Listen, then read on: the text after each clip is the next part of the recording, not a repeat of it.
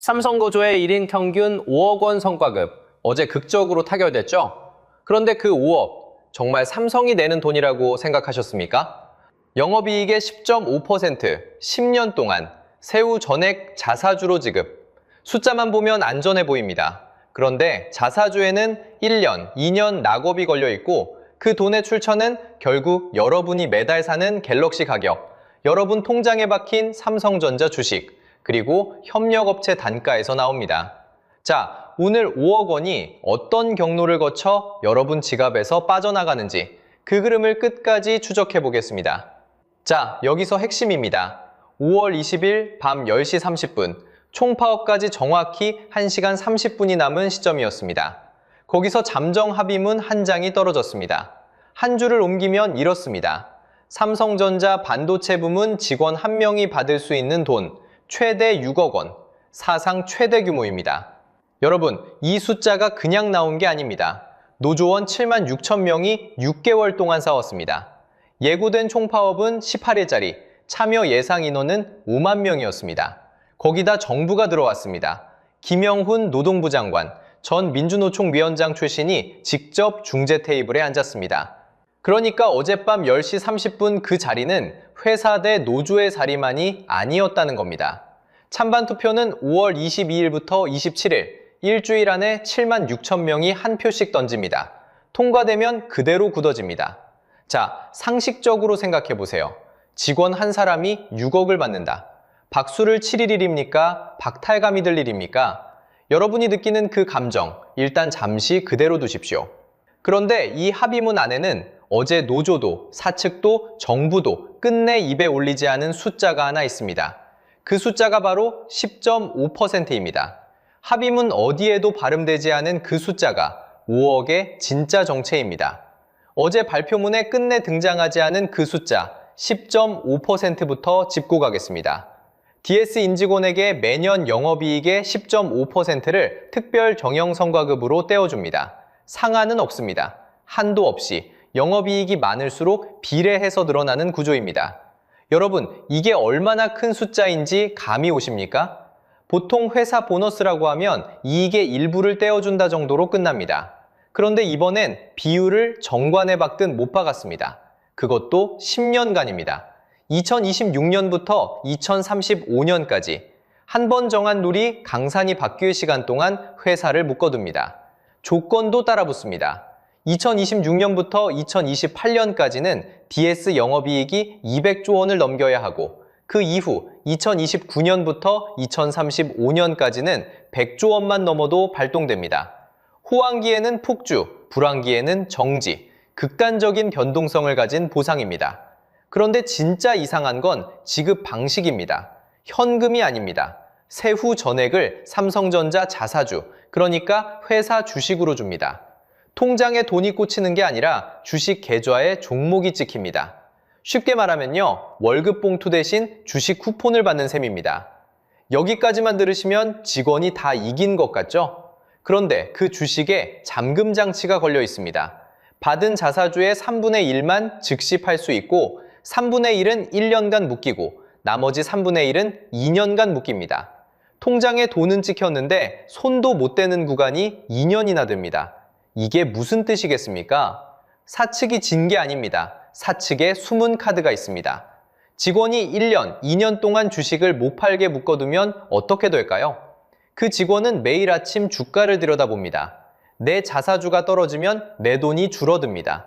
그 순간 직원은 회사 주주처럼 행동하게 됩니다. 결국 임직원 7만 6천 명을 자사주로 묶어 회사 편으로 줄 세우는 장치, 그게 락업의 진짜 목적입니다. 세부 조항으로 들어가 보면 더 흥미롭습니다. 적자 사업부도 60%는 받습니다. 시스템 LSI나 파운드리처럼 돈을 못 버는 부서도 흑자 사업부의 60% 수준을 챙겨갑니다. 2026년에는 100% 유예고 2027년부터 60% 룰이 적용됩니다. 재원 분배는 60대 40, 흑자 사업부가 60, DS 전체가 40을 가져갑니다. 여기에 기본급 자체를 올리는 베이스업이 4.1%, 평균 성과 인상이 2.1%에 따라붙습니다. 베이스업은 한 번 올리면 평생 따라옵니다. 성과급은 그외만이지만 베이스업은 퇴직금까지 영향을 줍니다. 자, 정리해 보겠습니다. 영업이익 10.5%의 상한이 없고 10년 한시로 묶입니다. 세후 전액은 자사주로 들어옵니다. 락업은 1년과 2년으로 쪼개집니다.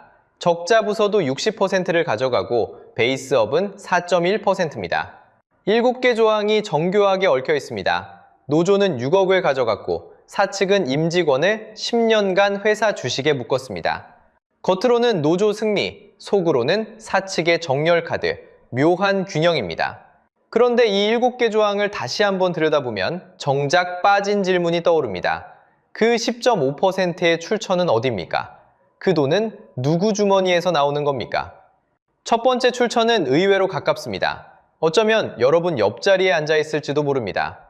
자, 여기서 핵심입니다. 5억의 첫 번째 청구서는 누구한테 날아갈까요?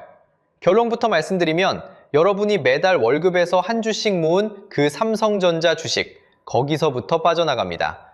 의외죠? 그런데 숫자로 보면요, 너무 명확합니다. 영업이익의 10.5%를 자사주로 임직원에게 준다는 건 바꿔 말하면 그만큼의 돈이 회사 바깥으로 새는 겁니다. 원래 그 돈은 어디로 갈 자리였을까요? 배당으로 주주에게 풀리거나 회사가 시장에서 자기 주식을 사들이는 자사주 매입 재원으로 쓰일 자리였습니다. 쉽게 말하면요, 주가를 떠받쳐주는 힘입니다. 그 힘이 매년 10.5%만큼 깎이는 거예요. 규모를 한번 그려보겠습니다. 2026년 1분기 DS 부문 영업이익이 53.7조 원입니다. 전사 영업이익의 94%죠. 이 페이스가 1년 이어진다고 단순 환산하면 10.5%만 떼도 약 22조 5천억 원이 자사주 재원으로 임직원에게 흘러갑니다. 22조 5천억 원. 이 정도면 광역시 한 곳의 1년 예산이 통째로 사라지는 규모입니다. 자, 이게 여러분 통장과 무슨 상관이냐? 삼성전자 소액주주가 한때 500만 명을 넘었습니다. 지금은 약 420만 명 수준이지만 그래도 광역시 두 곳 인구가 통째로 한 종목에 묶여 있다는 뜻이에요. 시가총액은 1581조 원, 그 한 주의 가격을 지탱하던 자사주 매입 여력이 이제 매년 새로 깎이는 겁니다. 회사가 자기 주식을 덜 사주면 그 주식의 부양 힘은 그만큼 약해질 수밖에 없어요. 특히 월급의 일부를 회사 주식으로 받아본 직장인이라면 더 직접적입니다. 우위 사주로 묶여있는 그 한 주가 누군가의 5억 자사주 락업을 위해 자리를 비워주는 셈이거든요. 이걸 경제학에서는 주주 환원이라고 부릅니다.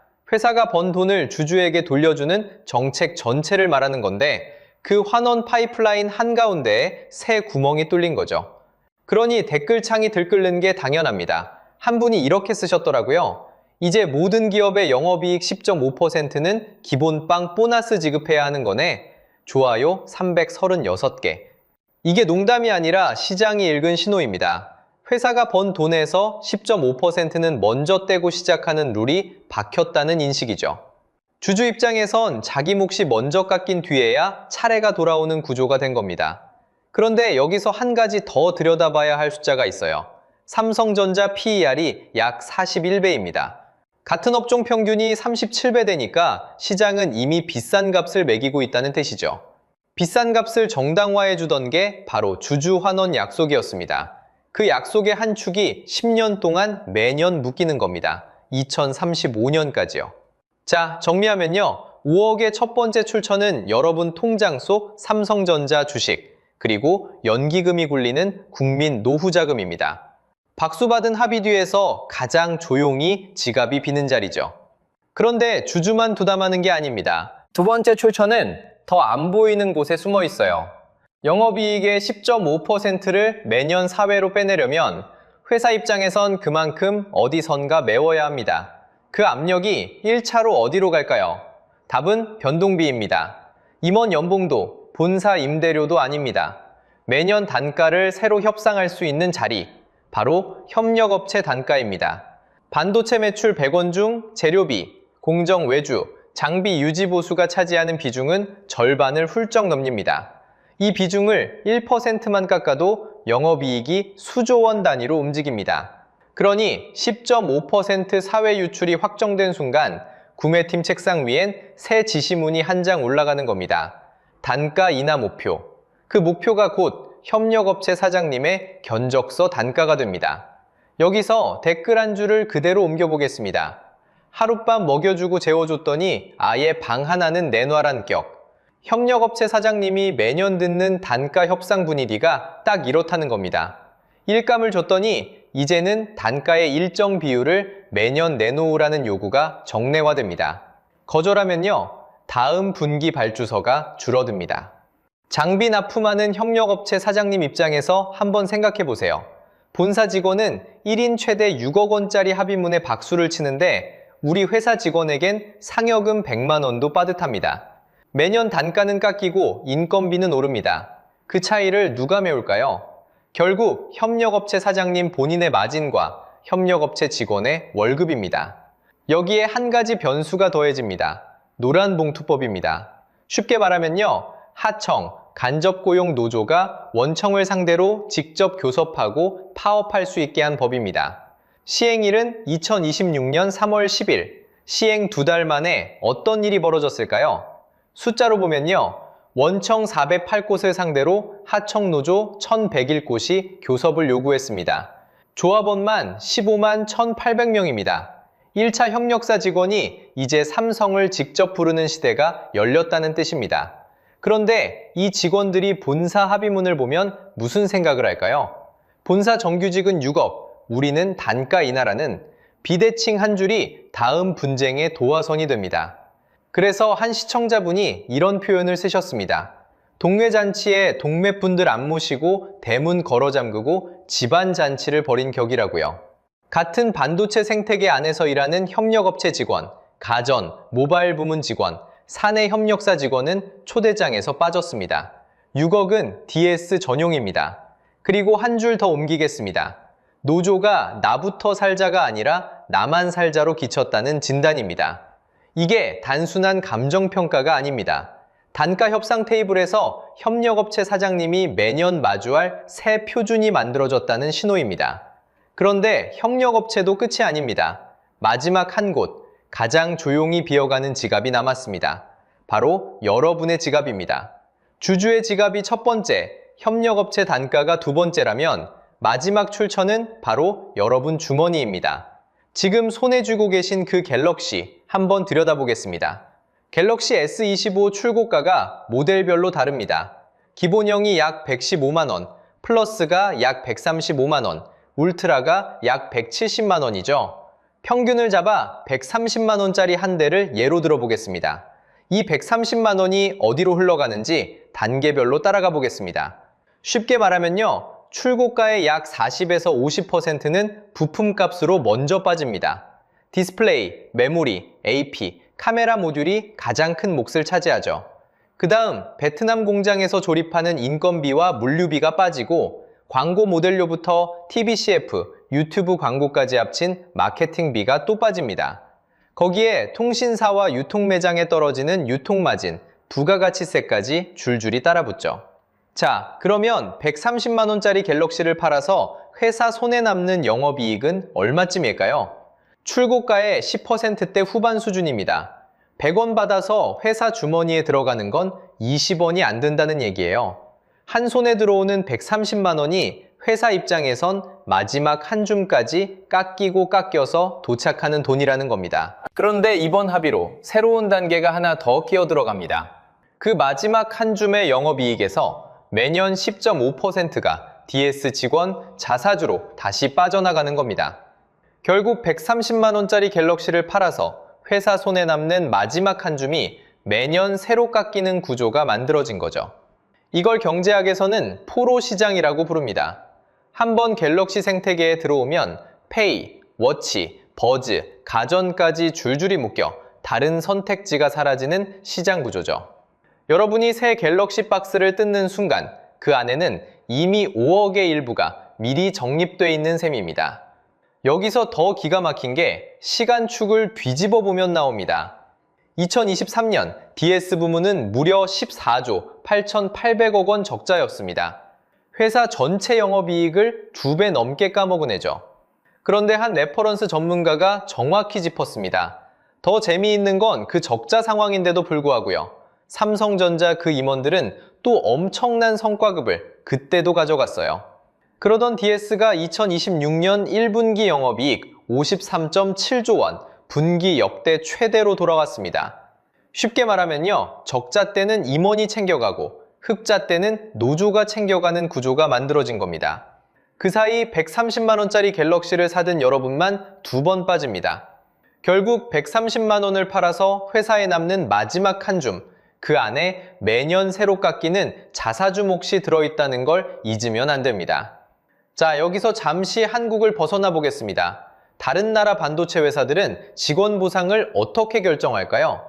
결론부터 말씀드리면 한국 삼성의 이번 합의는 세계 어디에도 없는 독특한 모델입니다. 먼저 대만 TSMC에는 노조가 없습니다. 이사회가 매년 직원 성과급 총액을 결정하죠. 2025년 기준으로 영업이익의 약 10.6% 수준을 지급했고 1인 평균은 약 1억 2,300만 원입니다.